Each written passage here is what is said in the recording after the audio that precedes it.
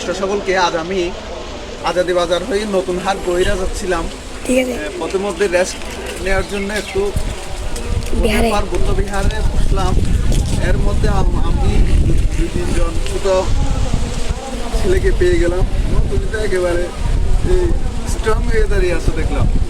তো ওদেরকে জিজ্ঞেস করলাম এইখানে ধর্মশিক্ষা কোনো প্রকার ধর্মশিক্ষা ব্যবস্থা আছে কিনা, ধর্মশিক্ষা হয় কিনা। তারা আমাকে জানালো এইখানে প্রতিদিন 7টা থেকে 6টা পর্যন্ত ধর্মশিক্ষা হয় নাকি?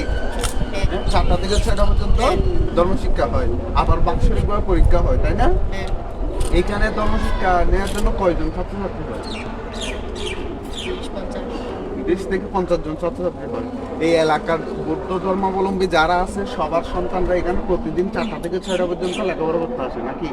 ধর্মশিক্ষা নেওয়ার জন্য আসে না? তাছাড়াও প্রতিদিন 4টা থেকে 6টা পর্যন্ত প্রতিটা ঘরের ছেলে মেয়েরা ধর্মশিক্ষা নেওয়ার জন্য আসে। তারা সকালবেলা স্কুলে যায় নাকি? স্কুল থেকে এসে আবার এখানে ধর্মশিক্ষা নেওয়ার জন্য চলে আসে না?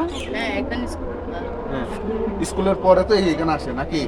প্রতিটা দিন ধর্মশিক্ষা নেওয়ার জন্য এখানে চলে। কিন্তু আমাদের সনাতন ধর্ম এত বিশাল সনাতন ধর্ম হওয়ার পরেও আমাদের এই বিষয়টা নাই, যার কারণে আমাদের সনাতন ধর্মের মন্দির ভিত্তিক শিক্ষা ব্যবস্থা, ধর্মশিক্ষা ব্যবস্থা এটা না থাকার কারণে দেখবেন প্রতিটা ছেলে মেয়েকে তাদের মা বাবা গান শিক্ষায় পাঠাচ্ছে, নাচ শিক্ষায় পাঠাচ্ছে, কিন্তু ধর্মশিক্ষায় এরকম মন্দির ভিত্তিক ধর্মশিক্ষা এটা না থাকার কারণে আমাদের সনাতন ধর্মাবলম্বীর প্রত্যেকটা ছেলে মেয়ে ধর্মশিক্ষা একেবারে অজ্ঞতার মধ্যে ভুগে।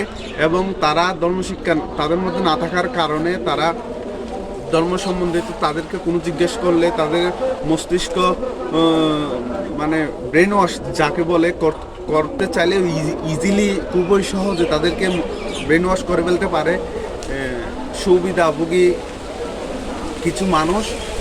তো এখন কথা হলো, আমাদের এরকম ধর্মশিক্ষা মন্দিরভিত্তিক ধর্মশিক্ষাটা যদি না আসে, যদি না হয়, তাহলে অচিরেই কিন্তু আমাদের সনাতন ধর্মের মানে ধ্বংস নিশ্চিত হতে যাচ্ছে। এটাই তো সনাতন ধর্মের যারা নেতা বা নেতৃত্বে যারা আছেন, ক্ষমতাধর নেতৃত্বে যারা আছেন, তাদের কাছে আমার বিনীত অনুরোধ থাকবে, মন্দির ভিত্তিক শিক্ষা ব্যবস্থার কোনো বিকল্প নাই। একটা ধর্ম সংস্কৃতিকে রক্ষার জন্য মন্দির ভিত্তিক শিক্ষা ব্যবস্থার কোনো বিকল্প নাই।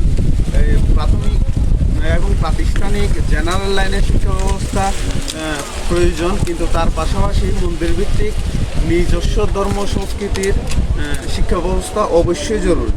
এজন্য আমাদের সনাতন ধর্মে মন্দির ভিত্তিক গুরুকুলের মতো মন্দির ভিত্তিক শিক্ষা ব্যবস্থা অবশ্যই শুরু করা উচিত, এটাই বলার।